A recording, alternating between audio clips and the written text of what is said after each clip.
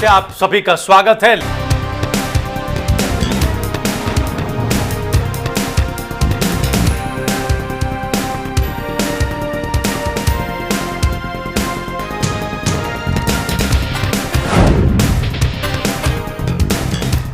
कि ये लाडले बेटे सुशील और योगेश के बाद जी अमित और बजरंग, तो एक ऐसा माहौल आज भारत में बन गया है कुश्ती का।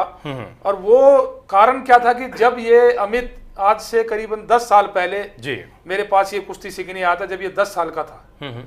और जब इसने और बजरंग आया था मेरे पास में करीबन 7 साल पहले, 8 साल पहले। और ये जब आए थे तो मुझे जब ही लग रहा था कि एक जैसे गुदड़ी का लाल कोई किसी अच्छे उसको मिल जाता है। तो वो जब मैंने इनको पहली ट्रायल ली और इनको मैंने कुश्ती करके जब लड़ा के देखा तो मुझे लगा कि एक वर्ल्ड चैंपियन बच्चे बन सकते हैं ये। वो लक्षण दिखाई दिए आपको? लक्षण इनके उसी दिन से दिखाई दिए थे। तो मैंने जब इनको रखा तो उसके बाद में 1 साल बाद ही ये दिल्ली स्कूल में फर्स्ट आ गए और फिर राष्ट्रीय स्कूलों में फर्स्ट आए। और उसके बाद अगले साल इन्होंने वर्ल्ड कैडेट में गोल्ड मेडल जीता, दोनों ने एक साथ।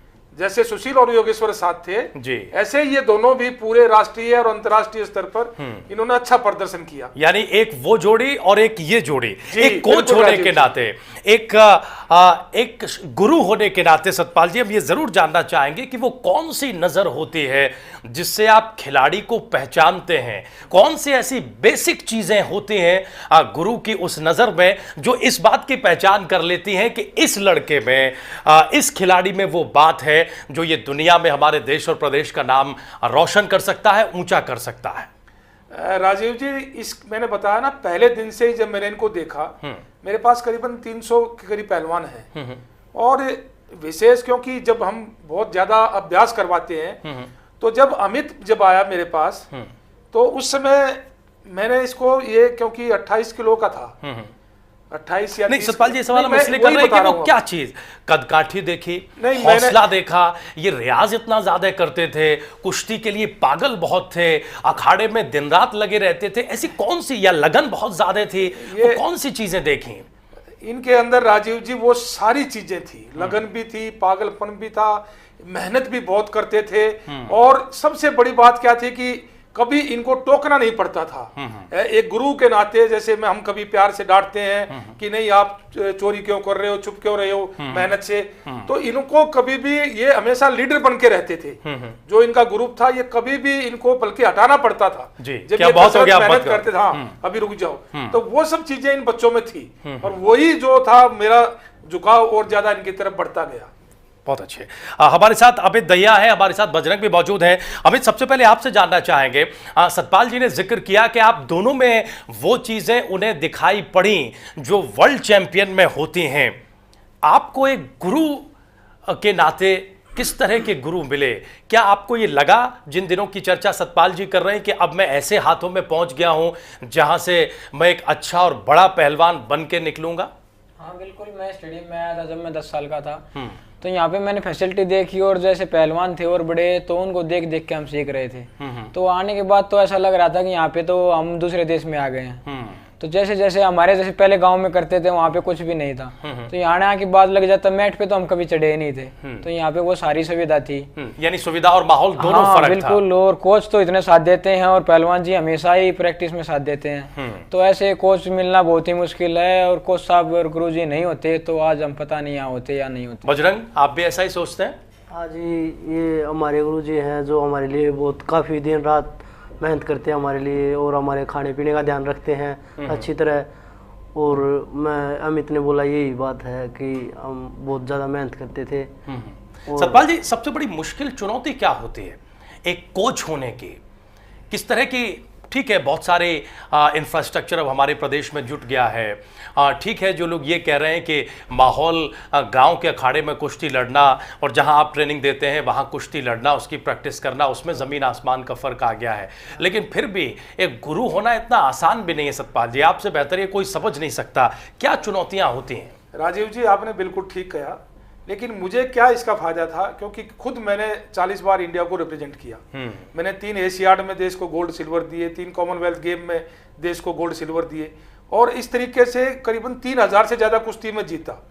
और मैं वो जो मेरा एक्सपीरियंस था कि कहाँ कमियां थी, जब हम मेहनत हमारे गुरुजी सिखाते थे तो वो हमारी कहाँ कमजोरी थी, वो सारी चीजों का अध्ययन करके मैंने मेरे जो कोच हैं उनके साथ एक प्रोग्राम ट्रेनिंग का बना के स्टेमिना के लिए क्या करवाना है, ताकत के लिए क्या करवाना है, स्पीड के लिए क्या करवाना है, कंपटीशन कैसा करवाना है, जब ये खेलने जाते हैं तो इनका मनोबल कैसे बढ़ाना है, उसके अलावा ये ठीक से खा रहे हैं, ठीक से सो रहे हैं, और अगर इन्होंने आज अगर परफॉर्मेंस अच्छा नहीं किया तो क्यों नहीं किया, हर एक चीज को एक एक चीज उसको 24 घंटे की पूरी दिनचर्या कि किस तरीके से क्या कमी है। सतपाल साहब, चूंकि पूरा प्रदेश ये प्रोग्राम देख रहा है, पूरा देश ये प्रोग्राम देख रहा है और वर्ल्ड क्लास कोच आज हमारे इस प्रोग्राम में मौजूद हैं, महाबली सतपाल जी, हम जानना चाहेंगे आपसे कि पहलवानी करने के लिए, कुश्ती का एक जबरदस्त खिलाड़ी बनने के लिए किन चीजों की जरूरत है। अगर एक व्यक्ति ये सोचे, एक लड़का, एक युवा ये सोचे कि उसे कुश्ती लड़नी है तो क्या क्या चीज़ें होनी चाहिए, उसकी डाइट कैसी होनी चाहिए, वो प्रैक्टिस कैसी करे, हम ये चाहेंगे कि आप इन चीज़ों पर रोशनी डालें जिससे कि ज़्यादा से ज़्यादा लोग इस खेल से जुड़ें। नहीं, बिल्कुल आपने ठीक कहा। ये असल में आज की जो कुश्ती है वो वजन के आधार पर है। अगर आप जैसे अमित है, ये 55 किलो में है, तो इसका डाइट का जो है वो उस हिसाब से डाइट करी जाएगी। ठीक है। और जैसे बजरंग है तो बजरंग जो है वो 60 किलो में है, तो उसकी जो डाइट दी जाएगी या उसको जो मेहनत करवाई जाएगी तो वो उसके हिसाब से की जाएगी, यानी कैटेगरी के हिसाब से चीजें डिवाइड। बाद में जैसे सुशील है 66 किलो में है, या जैसे कोई पहलवान 100 किलो का है, तो वो उसके एक आधार हो गया ये। ठीक है। दूसरी चीज जो ट्रेनिंग का सिस्टम है वो ट्रेनिंग का सिस्टम कंबाइंड है, इकट्ठा है। वो एक इस तरीके से करवाते हैं हम कि जैसे अगर मान लो हमने इनकी बहुत रनिंग करवानी है तो हम इनको क्या है हैंडबॉल, बास्केटबॉल, फुटबॉल गेम करवाता हूं मैं। ठीक है। तो जिससे इनका रिग्रेशन भी हो जाता है, मनोरंजन हो जाता है, क्योंकि कहीं हम बाहर तो कोई घूमने जाते नहीं, तो सुबह 4 बजे उठते हैं और 4 बजे। सतपाल जी, और सरल करें तो ऐसे खेल जिनमें दौड़ने की जरूरत होती है या जो दौड़ कर खेले जाते हैं, यही बात है। वही बिल्कुल नहीं, मैं बता रहा हूं ना कि इनको पूरा हर चीज हमने एक पूरा चार्ट बनाया हुआ है कि सोमवार को ये कार्यक्रम होगा, सुबह से शाम तक ये खाना देंगे, मंगलवार को ये कार्यक्रम होगा, तो वो पूरा एक। और उसमें बीच में जो सबसे बड़ी चीज है कि जो हमारा कुश्ती के जो दाव पेच है वो करीबन 500 दाव 600 दाव हमारे पास है। और उसमें ऐसा नहीं कि मैं ही एक्सपर्ट हूं, कोई भी अगर सीनियर इंडिया का पहलवान हमारे पास आता है, वो इंडिया के लिए खेला हुआ है या नेशनल चैंपियन है, तो मैं उसको भी मैट पे खड़ा करता हूं कि आप अगर इस चीज के एक्सपर्ट थे तो बताओ ये बच्चों को ये कैसे लग सकता है, और फिर उसका डिफेंस। एक एक चीज नहीं, मतलब लेकिन बहुत नहीं। सतपाल जी, 500-600 दांव कुश्ती में याद रख पाते हैं स्टूडेंट्स? उनके लिए तो बहुत रियाज की जरूरत होती होगी। नहीं, बहुत रियाज की जरूरत है, वही तो मैं बता रहा हूँ यार। ये तो दोनों इसलिए इतना टैलेंट है इनके अंदर कि इनको मैं उसको कहता हूँ कि 100 बार करना है, ये इसको 500 बार करते हैं, हटाना पड़ता है इनको, तो इसीलिए वो उसके मास्टर हैं। आज अभी जो जैसे अमित का ही मैं बताऊं, अमित ने जो वहां कुश्तियां जीती हैं 7-0 से, 8-0 से, 9-0 से, 8-0 से, और जो ये फाइनल में भी जो कुश्ती आ रहा है वो रेफरी की गलती से आ रहा है। तो ये वो अभ्यास जो बहुत मुश्किल अभ्यास है, लेकिन जब आप रेगुलर करते हैं तो वो आसान हो जाता है, जब आप उसको मन से करते हैं। और दूसरी चीज क्या है राजीव जी कि मैं इन बच्चों का, मेरा भी, मैं हमेशा ऊंचा लक्ष्य लेकर चलता हूं। ठीक बात है। और मैं यही हर एक बच्चे को बताता हूं कि कभी छोटा लक्ष्य लेकर नहीं चलो, हर चीज संभव है अगर तुम्हारे अंदर आग है, जज्बा है, मेहनत है, अपने गुरु की रिस्पेक्ट, बड़ों की रिस्पेक्ट, और जो सबसे जरूरी है कुश्ती में वो है उसका मनोबल। मैं उसको कभी नीचे नहीं गिराता, मैं हमेशा उसको बहुत ऊंचा रखता हूं। वो बहुत बड़ा एडवांटेज मिलता है जब पहलवान खेलने जाता है। अगर वो पहले से ही अगर डर रहा होगा तो वो क्या खेलेगा। ठीक बात है। उसको मैं इस तरीके से तैयारी करवाता हूं कि जब वो खेलने जाता है तो विरोधी पहलवान उससे डरता है। ठीक है। अमित, सतपाल जी बता रहे हैं कि काफ़ी टाइट शेड्यूल है, 500-600 दांव है, आप लोगों ने बहुत हार्ड लेबर किया है। कभी ऐसा लगा नहीं कि हम कहाँ आ गए, अखाड़े में ही कुश्ती लड़ना ठीक था, यहाँ तो सुबह से शाम तक एक ही काम है? कभी होता है लंबे अभ्यास में कि मन उचाट हो जाता है। अमित, कभी ऐसा हुआ आपके साथ? नहीं, बिल्कुल ऐसा नहीं लगता था, लेकिन हमको और ज़्यादा वो प्रैक्टिस करने का मूड बनता रहता। ऐसा नहीं लगता था कि हमारे ऊपर बोझ डाल दिया हुई। तो अच्छा, एक कोच होने के नाते तो सतपाल जी ने मुश्किलों का जिक्र किया, लेकिन एक खिलाड़ी होने की क्या मुश्किलें हैं?